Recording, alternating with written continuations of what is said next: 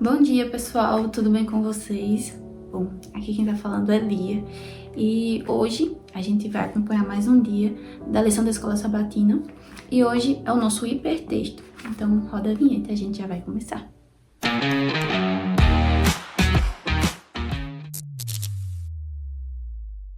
No hipertexto de hoje, a gente vai entender um pouco sobre a punição pela morte, a salvação dos primogênitos e Jesus, nosso Cordeiro Pascal. A gente vai começar lendo um pouquinho e depois a gente vê as respostas, tá ok? Não. O mundo não gira ao nosso redor e é por isso que as coisas não vão muito além do que podemos entender ou perceber à primeira vista. Não podemos nos apegar às circunstâncias porque, além de passageiras, elas são apenas um recorte da realidade, enquanto há um todo acontecendo fora do nosso alcance. Isso nem sempre vai nos consolar, mas pode nos ajudar a manter a fé. Assim como a morte dos primogênitos parecia crueldade, bem como a de um cordeiro inocente, assim como nem todo símbolo fazia sentido de imediato, mas para nós hoje é compreensível, do mesmo modo Deus está agindo, ainda que nem sempre entendamos. Então a gente vai ver como os seguintes versículos nos ajudam a compreender melhor a morte dos primogênitos, a libertação dos israelitas e o significado do cordeiro. Então a gente vai ver um pouco sobre isso e entender um pouco melhor também, mas de maneira simples. Então você tem que estudar aí em casa também, porque aqui é só um resumão, né, que a gente faz. Então a punição pela morte. A gente vai ler o primeiro versículo que indica. O primeiro texto, na verdade, que ele indica é Gênesis 2,16. Então vamos abrir Gênesis capítulo 2, versículo 16. Pronto, a punição pela morte. Gênesis 2,16 diz assim: E o Senhor Deus ordenou ao homem, de toda a árvore do jardim você pode comer livremente. Então, a punição pela morte. A gente sabe que em Gênesis Deus deu a ordenança, né, que podiam comer de toda a árvore do conhecimento, de toda a árvore do jardim, né? Só que a lei da árvore do conhecimento do bem e do mal, eles não poderiam comer, porque no dia que dela comer, certamente eles morreriam. Então, a morte ela foi dada como punição para os primeiros moradores da terra.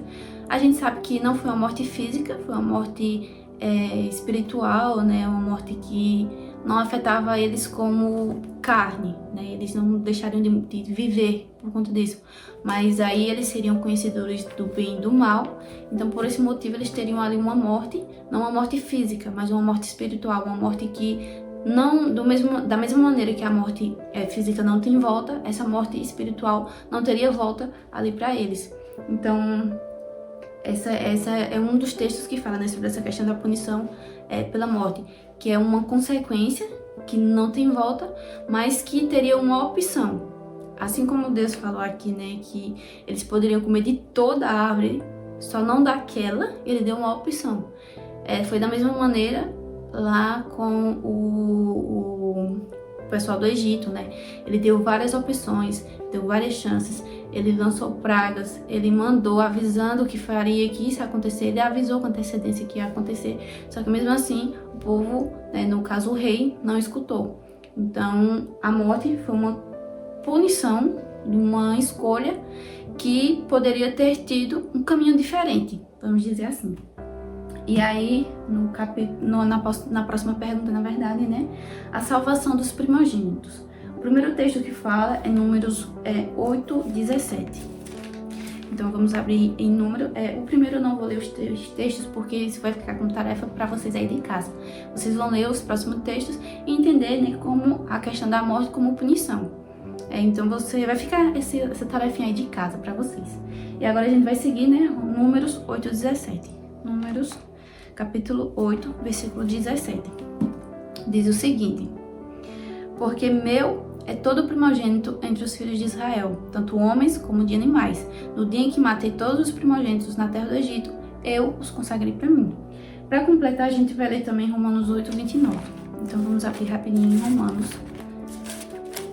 capítulo 8, versículo 29. Diz o seguinte: Pois aqueles que Deus de antemão conheceu, ele também predestinou para serem conformes à imagem de seu filho, a fim de que ele seja o primogênito entre muitos irmãos. Nessa questão aqui da salvação dos primogênitos, a gente tem que entender todo o contexto, que foi não, né? Que é falado na história que a gente leu, né? Da saída do pessoal do Egito, da morte que ocorreu dos primogênitos e o porquê que nem todos os primogênitos morreram. Como a gente sabe, né? Deus deu instrução para que Moisés falasse ao povo que eles teriam que pegar um cordeiro, né? E matar esse cordeiro e passar o sangue nos umbrais das portas. E todo primogênito, né, que estivesse dentro da casa, que tivesse com os umbrais marcados com o sangue do cordeiro, o anjo da morte não passaria nela e não os mataria. Não mataria o primogênito que morasse ali. Então, o que é que a gente entende por isso? Que aquele sangue, ele simboliza algo. O que é que o sangue simboliza? A graça de Deus.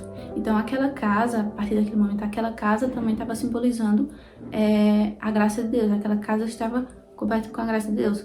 Então, por isso que a salvação, né, a questão da salvação dos primogênitos, né, a libertação dos israelitas, pega nessa parte.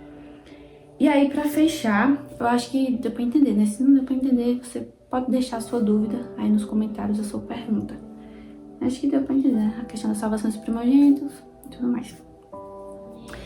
Jesus, nosso Cordeiro Pascal.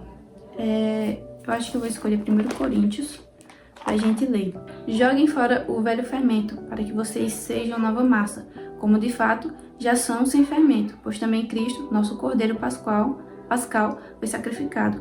Por isso celebremos a festa não com o velho fermento, nem com o fermento do mal e da maldade, mas com o pão sem fermento, o pão da sinceridade e da verdade.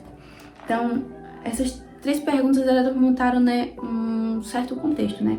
A punição pela morte, que, como a gente falou, né, é uma escolha, foi uma escolha, né? Tanto lá no Éden quanto no Egito, né? Teve a questão do Deus falar e mandar avisos, o faraó ele não atender, então aconteceu o que a gente sabe que aconteceu. A salvação dos primogênitos que estavam dentro da graça de Deus, né? Que aceitaram, então a gente tem que entender, né, todo o contexto que foi.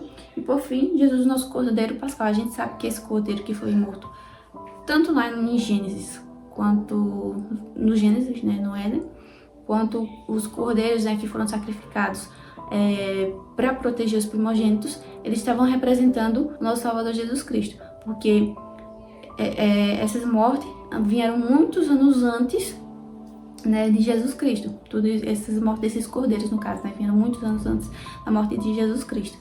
E aí, muitos anos depois, aconteceu, né, que Deus enviou seu Filho para vir a essa terra para morrer por nós. E hoje a nossa graça é alcançada por meio de Jesus Cristo, né? Estamos cobertos por essa graça, pois ele morreu pelos nossos pecados, né? Pelas nossas transgressões.